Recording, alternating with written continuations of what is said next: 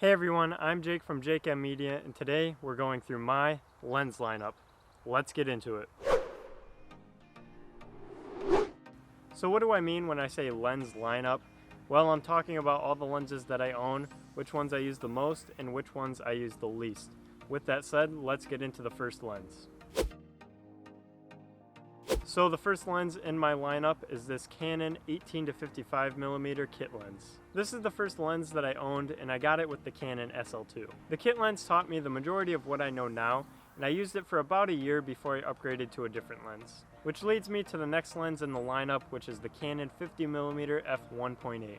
I can't show you this lens because I'm using it to shoot right now, but here's some B-roll. Anyways, this is the first prime lens that I got, and I didn't really use it that much when I first got it because I didn't like the idea of only having one focal length, so I just went back to that original kit lens. However, I did use it on my first paid portrait session, and it was my main portrait lens for a few months. And after that first portrait session, I started to gain a little bit more traction with my business, and I had a second shoot lined up.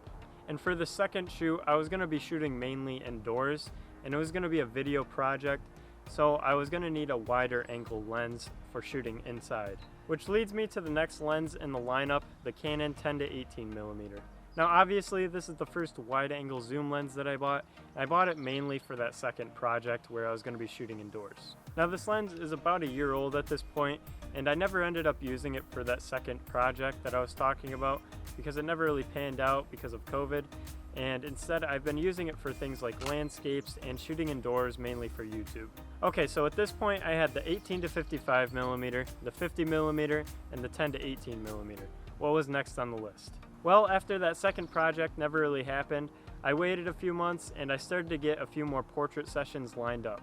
And at this point I was using the 50mm for most of those portraits, but I wanted something a bit more versatile. So I went on to B&H Photo and I bought myself the Sigma 24-70 f2.8 art lens.